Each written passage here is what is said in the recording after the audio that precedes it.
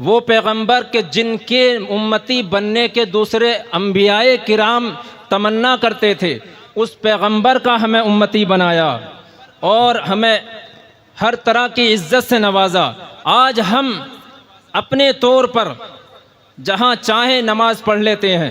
جہاں چاہیں ہم جلسہ کر سکتے ہیں، ورنہ بہت ساری جگہ ربا دے کرو، نیچے ڈال دے کرو۔ اللہ کا کرم ہے کہ آج ہمیں مسجدیں میسر ہیں، ورنہ آپ نے وہ دور بھی دیکھا ہوگا کہ مسجد ہمارے 2 قدم پر تھی لیکن نماز نہیں پڑھ سکتے تھے، 2 قدم پر مصلی تھا لیکن پیشانی نہیں جھکا سکتے تھے۔ اگر رب چاہے تو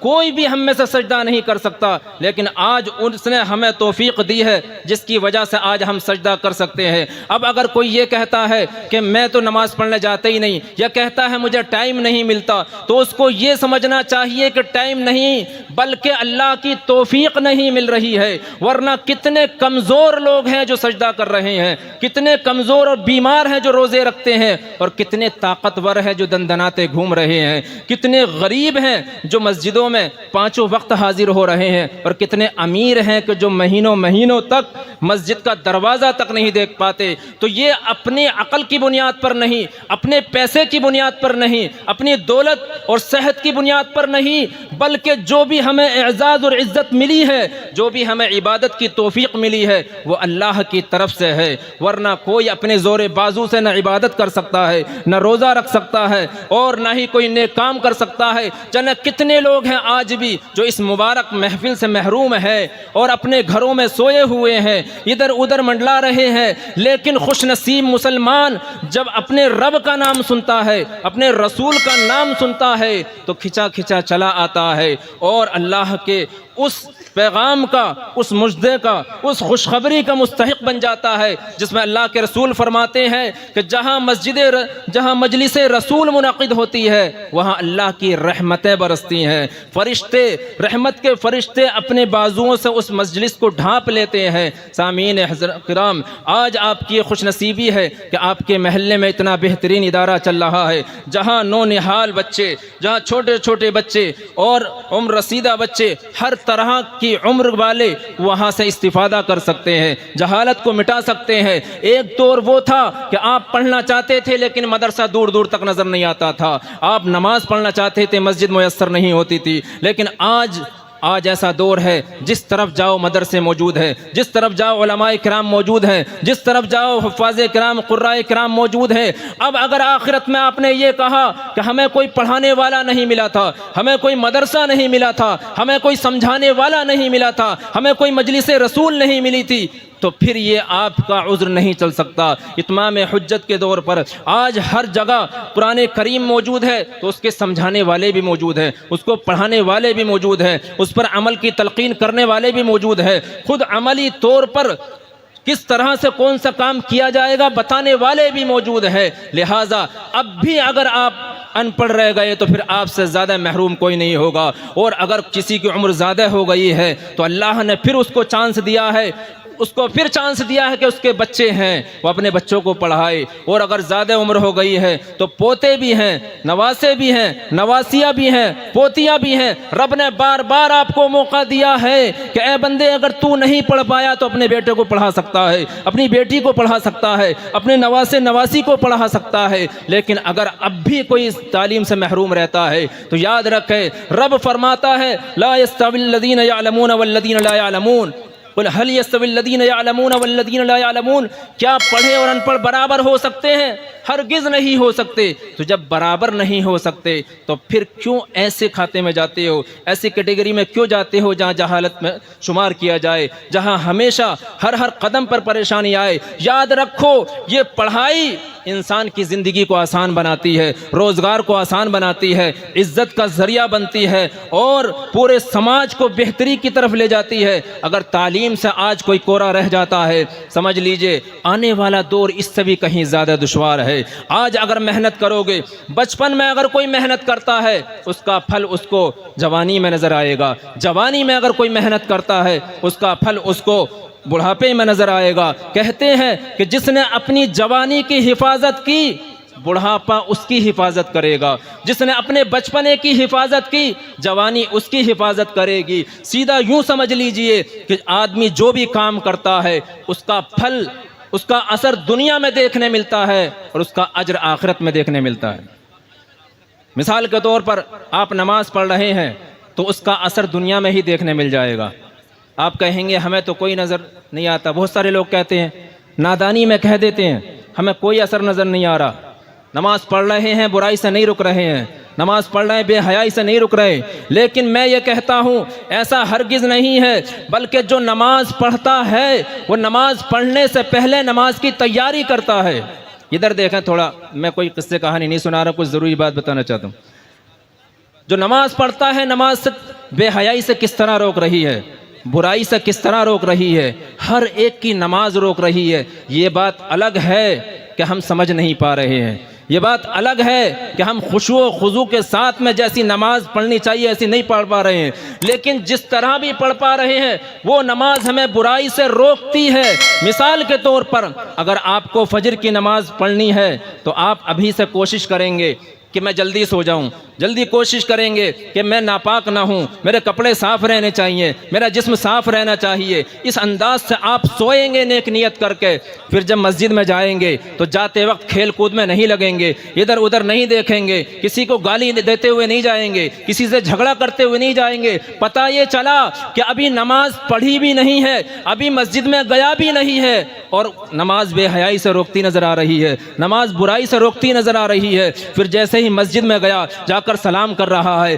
جب تحیۃ الوضو تحیۃ المسجد پڑھ رہا ہے، سنت نوافل ادا کر رہا ہے، فرض جماعت کے ساتھ ادا کر رہا ہے، تو یہ جتنی بھی دیر مسجد میں ہے بے حیائی سے بھی رکا ہوا ہے، برائی سے بھی رکا ہوا ہے۔ اور جب مسجد سے نکلتا ہے، مسجد سے نکل کر پھر سب کو سلام کرتا ہے، باہر جو لوگ بیٹھے ہوئے ہیں ان سے مسکرا کر بات کرتا ہے، چڑچڑاپن ختم ہو جاتا ہے، کیونکہ اس کے دل میں اطمینان اور سکون کی ایک ایسی لہر دوڑتی ہے جس کی وجہ سے وہ خوشیوں پہ خوشیاں بانٹتا چلا جاتا ہے اور اس کا اثر کافی دیر تک رہتا ہے۔ یہ الگ بات ہے کہ اگر اس نے دوست برے بنا رکھے ہیں، اگر سنگتیں بری ہیں تو وہ اثر جلدی ضائع ہو جاتا ہے، اور اگر سنگتیں اچھی ہیں، ماحول اچھا ہے، اچھے دوست ملے ہوئے ہیں اس کو، تو پھر وہ اثر کافی دیر تک رہتا ہے، یہاں تک کہ پھر اگلی نماز کی تیاری شروع ہو جاتی ہے۔ تو پتہ یہ چلا کہ نماز بے حیائی برائی سے روکتی ہے، ہاں اگر وہ خشوع و خضوع کے ساتھ پڑھ لے تو یہی نماز ہمیشہ اس کو تقوی و پرہیزگاری کی دولت سے نواز سکتی ہے۔ بے شک بے شک۔ بالکل تھوڑی سی دیر کے لیے خاموشی سے آپ سن لیں میری بات، میں زیادہ دیر نہیں رکوں گا، آپ بے فکر رہیں، بہت سنجیدگی کے ساتھ میں چند بات رکھنا چاہتا ہوں۔ اب آپ نماز پڑھنا چاہتے ہوں گے، بہت سارے لوگ ہیں جو 8 دن کے نمازی ہیں، کوئی 60 کا کیا کیسے کہتے ہیں، کوئی 8 کا، کوئی کھاٹ کا، کوئی 360 کا ہے نہیں، کوئی 8 کا، کوئی کھاٹ کا، کوئی 360 کا، ایسی تو کہتے ہیں۔ تو 8 کا یعنی 8 دن میں چلا جاتا ہے، اور 360 کا یعنی عید کی نماز پڑھنا چلا جاتا ہے، ٹھیک ہے، اور کوئی کھاٹ کا یعنی کھاٹ پہ پڑھ کے یعنی جب نماز جنازہ ہوتی ہے جب ہی پڑھتا ہے نہیں۔ تو اس طرح کے نمازی جن کو شیطان نے چت کر رکھا ہے، شیطان کہتا ہے مت پڑھ نماز، 7 مرتبہ حملے کرتا ہے شیطان، کتنی مرتبہ؟ 7 مرتبہ۔ امام غزالی فرماتے، میں سنی سنائی بات نہیں کر رہا ہوں، منہاج العابدین میں امام غزالی نے نقل کیا بزرگان دین کا قول، اولیاء اکرام کا قول، کہ شیطان 7 مرتبہ حملے کرتا ہے۔ ان حملوں کو آج سمجھ لو تاکہ پتہ چل جائے کہ ہمارا دشمن حملہ کس طرح سے کر رہا ہے، تو آپ اس کا مقابلہ کر سکو۔ ویسا تو مقابلہ بڑا ہی دشوار ہے، کیوں؟ اس لیے کہ تمہارا اور ہمارا دشمن ایسا ہے جو نظر نہیں آتا، جو نظر نہیں آتا شیطان، اور وہ ہمیں دیکھتا ہے۔ اور پھر دوسری بات کیا ہے شیطان کی، کہ وہ کبھی سوتا بھی نہیں وہ ہمیشہ جاگتا رہتا، اور وہ کبھی بیمار بھی نہیں پڑتا، اور وہ ایسے ایسے حربے جانتا ہے کہ انسان جتنے حربے جانتا اس سے پہلے سے وہ حربے جانتا ہے، حملے کرنے کے طریقے جانتا ہے۔ تو مختلف طریقوں سے وہ آپ کو پلٹ سکتا ہے، بازی مار سکتا ہے، لیکن اگر تمہیں یہ حملے یاد ہو جائیں تو کافی حد تک محفوظ ہو سکتے ہو۔ سب سے پہلے وہ بندے کے دل میں، انسان کے دل میں ڈالتا ہے، کیا کرے گا؟ مت پڑھ نماز، کوئی بات نہیں مت پڑھ۔ تو اگر بالکل کمزور ایمان والا ہوتا ہے تو وہ وہیں رک جاتا ہے، ٹھیک ہے نہیں پڑھ رہا۔ لیکن اگر تھوڑا ایمان مضبوط ہے تو کہتا کیوں نہیں پڑھوں گا نماز، میں تو پڑھوں گا، میں پڑھوں گا نماز، کیوں نہ پڑھوں، میں اللہ کا بندہ ہوں،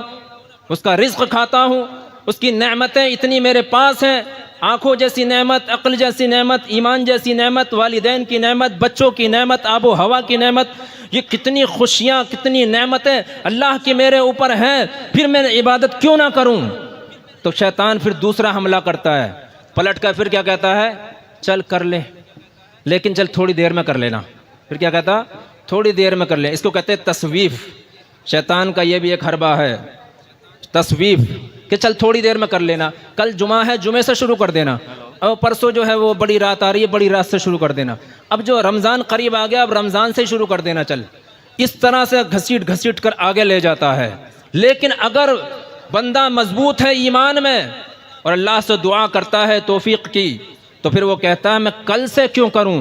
پرسوں سے کیوں کروں، بڑی رات سے کیوں کروں، آج سے ہی کیوں نہ کروں، جو کام مجھے کرنا ہی ہے، جو عبادت مجھے کرنی ہی ہے، وہ میں بعد کے لیے کیوں ٹالوں؟ کیا پتہ کل کو میں زندہ رہوں یا نہ رہوں، کیا پتہ شام تک میں زندہ رہوں یا نہ رہوں، کیا پتہ صبح ہو یا نہ ہو، میں تو ابھی سے کروں گا۔ تو اس طرح جب جواب دیتا ہے تو شیطان پھر پلٹی مارتا ہے، وہ کہتا ہے اچھا ٹھیک ہے کر لے۔ پھر شیطان پھر پلٹ کے آتا ہے، تیسرا حملہ، کیا کہتا ہے، کہتا ہے جلدی جلدی کر لے۔ کیا کہتا، جلدی جلدی کر لے، وہاں گراہک کھڑے ہوں گے، فلاں جگہ بات کرنی ہے، وہاں بھی جانا ہے، دوست انتظار کر رہے ہوں گے، اور یہ کام بھی تو نمٹانا ہے، جلدی جلدی کر لے۔ اب وہ جلدی جلدی کے چکر میں، جلد بازی میں اس کو ڈال کر کے اس کی عبادت خراب کر دیتا ہے، پتہ ہی نہیں چلتا 2 سجدے کیے کہ 1 کیا، اس طرح سجدے میں گیا، اٹھا، پھر سجدے میں گیا، کھٹ دے، یعنی جلسہ ہی نہیں ہوا، اور رکوع سے سیدھا کھڑا بھی نہیں ہو پایا، اتنے سجدے میں چلا گیا، پتہ قوم ہی نہیں ہوا، یعنی واجبات کو چھوڑ رہا ہے۔ وضو کرنے بیٹھتا کہتا ہے جلدی جلدی وضو کر، یہاں تک کہ کوہنی تک پانی نہیں آتا، ایڑھی تک پانی نہیں آتا، پتہ یہ چلا جب وضو ہی نہیں ہوا تو عبادت کیا ہوگی، پھر نماز ہی کیا ہوگی۔ تو اس طرح سے وہ جلد بازی کے چکر میں وضو خراب کر دیتا ہے، غسل خراب کروا دیتا ہے، کپڑے پاک نہیں ہونے دیتا، نمازیں صحیح طور پر ادا کرنے نہیں دیتا۔ لیکن اگر بندہ مضبوط ہے، ایمان اس کا مضبوط ہے، تو کہتا جلد بازی کس بات کی، میں اپنے رب سے ملاقات کر رہا ہوں، میں اپنے رب کی عبادتیں کر رہا ہوں، اس سے باتیں کر رہا ہوں، اس کا قرآن کریم پڑھ رہا ہوں، اس کی تسبیح و تحلیل کر رہا ہوں، جلدی کس بات کی، میں تو اطمینان سے پڑھوں گا۔ اگر وہ اس طرح سے دل میں فیصلہ کر دے اور پھر سکون کے ساتھ پڑھے تو اب بھی نجات نہیں ہے، اب بھی شیطان پھر پلٹ کا آتا ہے، پھر آتا اور کہتا ہے ارے بڑے اچھی نماز پڑھتا، بڑے سکون کے ساتھ نماز پڑھتا، بھائی تیری عبادت تو بہت ہی اچھی ہے، اس میں تو کوئی جلد بازی نہیں ہے، اس میں تو کوئی ٹال مٹول نہیں ہے، اس میں تو کوئی سستی نہیں ہے، بہت اچھی نماز پڑھی تو نے، سب کو جا کے بتا کہ میں اتنی نماز پڑھتا ہوں، اور سب سے کہہ دیکھو تم جلدی جلدی پڑھ کے بھاگ گئے تھے، میں تو کتنے آرام سے پڑھتا ہوں، اس طرح سب سے کہہ۔ اب یہ حملہ کون سا ہوا، یہ ریاکاری کا ہوا، اب اس کی عبادت کو ریاکاری میں برباد کر دیتا ہے، سب کو دکھا کہ میں ایسی عبادت کرتا ہوں، سب کو بتا میں اتنی دل جمی سے کرتا ہوں، سب سے کہہ کہ میں اتنی نیٹمی سے کام کرتا ہوں، پتہ یہ چلا کہ پھر اس کی عبادت خراب کر دی۔ لیکن اگر بندہ مضبوط ہے، ایمان اور اچھا ہے، اچھے لوگوں میں بیٹھتا ہے، علماء کرام کی صحبت نصیب ہے، مسجدوں میں جاتا رہتا ہے، مدرسوں سے رابطہ ہے، علماء دین سے مسائل پوچھتا رہتا ہے، تو اب وہ بندہ کہے گا کہ یہ عبادت میں نے بندوں کے لیے تھوڑی کی ہے کہ جو میں بندوں کو جا کر بتاؤں، میں نے رب کے لیے عبادت کی ہے، پھر میں ریاکاری کیوں کروں، میں شہرت پسندی کیوں کروں، اس کا انعام میں بندوں سے تھوڑی لوں گا، اللہ سے لوں گا، جب اللہ سے لوں گا تو اللہ نے دیکھ لیا، اللہ دیکھتا ہے، دیکھ رہا ہے، لہٰذا مجھے کسی کو بتانے کی ضرورت نہیں، تو ریاکاری میں مبتلا کر کے میری عبادتیں برباد نہ کر۔ اگر اس طرح بندہ بات کرتا ہے تو پھر کیا ہوتا ہے، ادھر توجہ رکھیں آپ، یہ کام بھی ہوتا رہے گا، ادھر توجہ۔ اب اگلا مرحلہ آیا، اب بندہ سے وہ کیا کہتا ہے، شیطان کہتا ہے چل اچھا کسی سے مت بتا، لیکن تو کتنا اچھا آدمی ہے، تو بہت ہی اچھا آدمی ہے، تو بہت ہی اچھا آدمی ہے کہ ریاکاری بھی نہیں کرتا، ٹال مٹول بھی نہیں کرتا، جلد بازی بھی نہیں کرتا، اور نمازوں سے پیچھے بھی نہیں رہتا، زکوٰۃ وغیرہ سے اور فطرات سے صدقات سے پیچھے بھی نہیں رہتا، ان ساری چیزوں سے پیچھے بھی نہیں رہتا، کتنا اچھا آدمی ہے۔ اب پتہ چلا بندہ اپنے دل میں خوش ہونے لگا کہ کسی سے بتاتا بھی نہیں ہے، بہت اچھا آدمی، تیرے جیسا تو کوئی ہے ہی نہیں، تو اب بندہ اپنے دل میں خوش ہونے لگتا ہے، اس کو عجب کی بیماری ڈال دیتا، خوش فہمی کی بیماری ڈال دیتا، خود پسندی کی بیماری ڈال دیتا ہے۔ اب وہ خود پسندی میں سب کو بیکار سمجھنے لگتا ہے، کہتا ہے میں ہی اچھا ہوں، مجھ سے میری طرح تو کوئی ہے ہی نہیں، دل میں اپنے ریستا رہتا، خوش ہوتا رہتا، اور شیطان ناچتا رہتا، مچلتا رہتا ہے، واہ میں نے اس کی عمل کو برباد کر دیا۔ اللہ اکبر۔ تو اگر بندہ یہاں بھی مضبوطی سے اڑا رہے اور کہے نہیں میں ہی کوئی اچھا توڑی ہوں، مجھ سے پہلے کتنے لوگ گزر گئے اور میرے سامنے میرے اساتذہ بھی ہیں، میرے بڑے بھی ہیں، بڑی سمجھداری کے ساتھ دور اندیشی کے ساتھ سارے کام کرتے ہیں، کوئی جلد بازی نہیں دکھاتے، کوئی سستی اور کاہلی بھی نہیں کرتے، کوئی ریاکاری نہیں کرتے، کوئی عجب تکبر اور غرور بھی نہیں کرتے، کوئی انانیت ان کے اندر نہیں ہے، جنہیں کتنے اچھے اچھے مخلص بندے ہیں، میں یہ کیوں کہوں کہ میں ہی اچھا ہوں، میں اپنے آپ کو اچھا نہیں سمجھتا۔ بس اگر یہ دل میں کہہ کر کے شیطان کو پھر للکار دے تو پھر آخری حربہ چلتا ہے شیطان، پھر آخر کیا کہتا ہے، ارے تو بہت ہی اچھا، تو غرور بھی نہیں ہے، تکبر بھی نہیں ہے، خوش فہمی بھی نہیں ہے، دوسروں کو ہلکا بھی نہیں جانتا، تو سب کو برابر سمجھتا، بہت اچھا آدمی ہے، ٹھیک ہے، لیکن کیا فائدہ، کیا کہتا، لیکن یہ اولیاء کرام کا قول نقل کر رہا ہوں میں، کبھی سوچا اپنی طرف سے بنانے نہیں، بے شک امام غزالی کی کتاب سے بتا رہا ہوں، کہتا کیا کہ کیا فائدہ اس عبادت کا، اگر تجھے جنت میں جانا ہے تو بغیر عبادت کے چلا جائے گا، اور جہنم میں جانا ہے تب بھی بغیر عبادت کے چلا جائے گا، معاذ اللہ، کیسے بہکایا،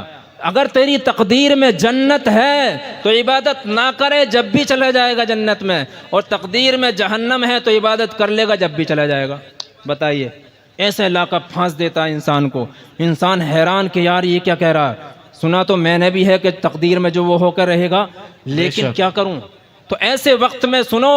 علماء کی صحبت کام دیتی ہے، بزرگوں کی صحبت کام دیتی ہے، علم سے تعلق رکھنا کام دیتا ہے۔ ایسے وقت میں فوراً کسی عالم کو فون لگاؤ، یا پھر اتنا علم رکھو اور اس سے پوچھو کیا واقعی ایسا ہے کہ اگر میں جہنمی ہوں تو نماز پڑھ کر بھی جہنم میں جاؤں گا، یا ایسا نہیں ہے، یہ میرا خیال ہے، وسوسہ ہے شیطان کا۔ تو اولیاء کرام اور اللہ کے بزرگ بندے اور علماء کرام، آپ کے امام، آپ کے مفتی حضرات یہ بتائیں گے کہ ایسا کچھ نہیں ہے، بلکہ سن، اگر تیرے نصیب میں جہنم بھی لکھی ہوئی ہے، لیکن تو اگر نمازیں پڑھتا رہا اور دعائیں کرتا رہا تو انشاءاللہ تیرے نصیب کے جو جہنم ہے وہ نام کٹ کر کے تیرا نام جنت میں لکھ دیا جائے گا۔ بے شک، سبحان اللہ۔ کیونکہ بہت ساری مرتبہ ایسا ہوتا ہے کہ بندے کے نصیب میں کچھ اور ہوتا ہے، لیکن اس کی دعاؤں کی وجہ سے، مسلسل دعاؤں کی وجہ سے اس کا نصیب سے جو ہے وہ چیز کٹ جاتی ہے۔ اعلیٰ حضرت کیا فرماتے، میری تقدیر بری ہو تو بھلی کر دے کہ ہے، محو اس بات کے دفتر پہ کروڑا تیرا۔ میری تقدیر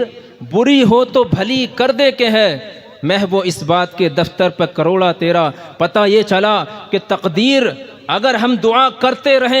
رہیں تو اس تقدیر کے رجسٹر میں چینجنگ ہو سکتی ہے۔ اب کوئی یہ نہ کہے کہ مجھے موت جہاں آنی ہوگی وہیں آئے گی، میں تو ٹرین کی پٹری پہ لیٹنے جا رہا ہوں، تو ٹرین کی پٹری پہ لیٹ جائے اور یہ کہے کہ مجھے تو جب موت ہوگی نہیں تو آئے گی نہیں، تو اس بندے سے یہ کہو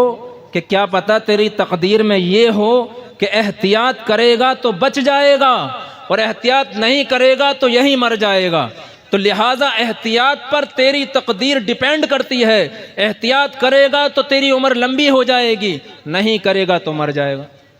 پھر اگر کوئی یہ کہے بخشوانے والے تو بہت ہیں، پھر کیا فائدہ عبادتیں کر کے، سفارشی بہت ہیں، بہت نیاز دل والی، بہت فاتحہ کروا لی، اب عبادت کر کے کیا فائدہ، وہ بخشوا دیں گے۔ جانے کتنے لوگ تو اسی امید پر ہیں کہ 11ویں کر دی تو 1 مہینے کی چھٹی، 11ویں کر دی تو 1 مہینے کی نمازوں کی چھٹی، بس 11ویں میں پہنچ جائیں گے، معاذ اللہ۔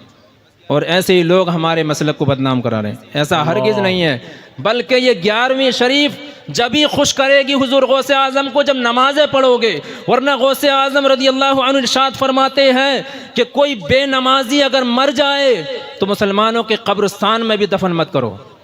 مسلمانوں کے قبرستان میں بھی دفن مت کرو۔ اب اگر کوئی کہتا ہے کہ بخش دیا جاؤں گا، سفارش ہو جائے گی، تو اب میں آپ سے پوچھتا ہوں، اگر کسی کا بھائی یا کسی کا والد ہڈی کا ڈاکٹر ہو، ہڈی کا اسپتال کھولے ہوئے ہو، اب وہ یہ کہے کہ میرا تو ہڈی جو فری میں جڑ جائے گی میں توڑوا لیتا ہوں، روڈ پہ جا کے گر جائے کہ لو ہڈی توڑ دو میری، اور 2 منزل سے گر جاتا ہوں ہڈی ٹوٹ جائے گی تو کیا ہوا؟ میری ہڈی تو فری میں جڑ جائے گی۔ تو اگر فری میں کسی کی ہڈی جڑ جائے گی تو کیا وہ جان بوجھ کر توڑوائے گا؟ بتائیے۔ تو اگر کسی کی شفاعت کے ذریعے بخشش ہو جاتی ہے تو کیا اس کا مطلب یہ ہے کہ ہم جان بوجھ کے نمازیں چھوڑیں؟ اس کا مطلب یہ ہے کہ جان بوجھ کے گناہ کریں؟ ہرگز یہ مطلب نہیں ہے، بلکہ سرکار دو عالم صلی اللہ علیہ وسلم نے ایک صحابی سے ارشاد فرمایا کہ اگر آخرت میں میرا ساتھ رہنا چاہتے ہو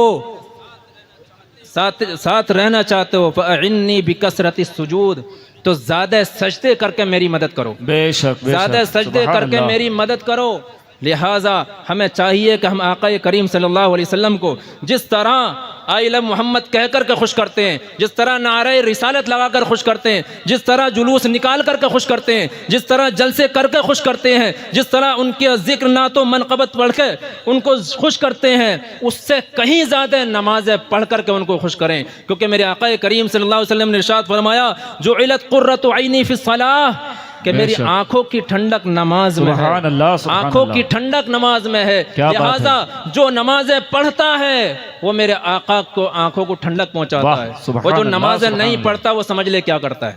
کتنے بھی نعرے لگاتے رہو، نمازیں نہیں پڑھتے تو اللہ کے رسول کے مقبول نہیں ہو سکتے، بے شک۔ یہاں تک کہ نماز چھوڑنا تو دور کی بات ہے، جو جماعت چھوڑتا ہے، میرے آقا فرماتے ہیں کہ میرا دل تو یہ چاہتا ہے،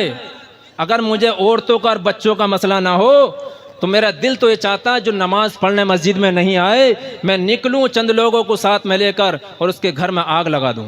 کہ نماز اللہ۔ پڑھنے مسجد میں کیوں نہیں آئے۔ تو مسجد میں اگر آپ لوگ آئیں گے تو یہ رونق جو آج یہاں چند گھنٹوں کے لیے نظر آئی ہے ہر محلے ہر مسجد میں نظر آئے گی، اور جس طرح سیکورٹی کا انتظام ہر عید کو ہوتا ہے ہر 5 ٹائم میں ہوا کرے گا۔ اسلام نے جو سسٹم دیا ہے صرف مسلمان اس سسٹم پہ عمل کر لے، جو طریقہ بتایا ہے صرف اس پر عمل کر لے، باقی کچھ بھی کرنے کی ضرورت نہیں ہے، کوئی شور مچانے کی ضرورت نہیں ہے، کوئی پلاننگ کی، کوئی تنظیموں کی ضرورت نہیں ہے، صرف اس سسٹم پر عمل کر لے جو سسٹم قرآن نے دیا ہے، جو حدیث نے دیا ہے۔ 5 ٹائم اللہ کی بارگاہ میں حاضر ہو جائے، دعا کر دے اپنے لیے، اپنے والدین کے لیے، مرحومین کے لیے، تمام امت مسلمہ کے لیے 5 ٹائم جب دعا کرے گا تو انقلاب چند دنوں میں آ سکتا ہے، چند دنوں میں سدھار پیدا ہو سکتا ہے۔ اللہ تبارک و تعالی سے دعا ہے مالک و مولا ہماری قوم کو عقل نصیب فرمائے، ہماری قوم کو توفیق عبادت اور توفیق خیر نصیب فرمائے۔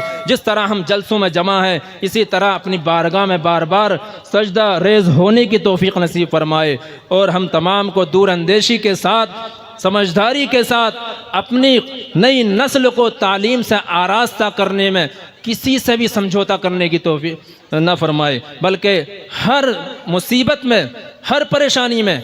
اور کیسے بھی حالات ہوں ساری چیزیں گوارا کر لیں گے، لیکن اپنی اولاد کو جاہل نہیں چھوڑیں گے، اپنی اولاد کو جاہل نہیں چھوڑیں گے۔ اپنی اولاد چاہے چھوٹا ہو بڑا ہو، کمزور ذہن ہو اچھا ذہن ہو، کیسا بھی ہو، سب کو تعلیم دیں گے، دنیاوی تعلیم بھی دیں گے، دینی بھی تعلیم دیں گے۔ نعرہ تکبیر، وآخر دعوانا الحمدللہ، نعرہ تکبیر، والسلام علیکم ورحمۃ اللہ۔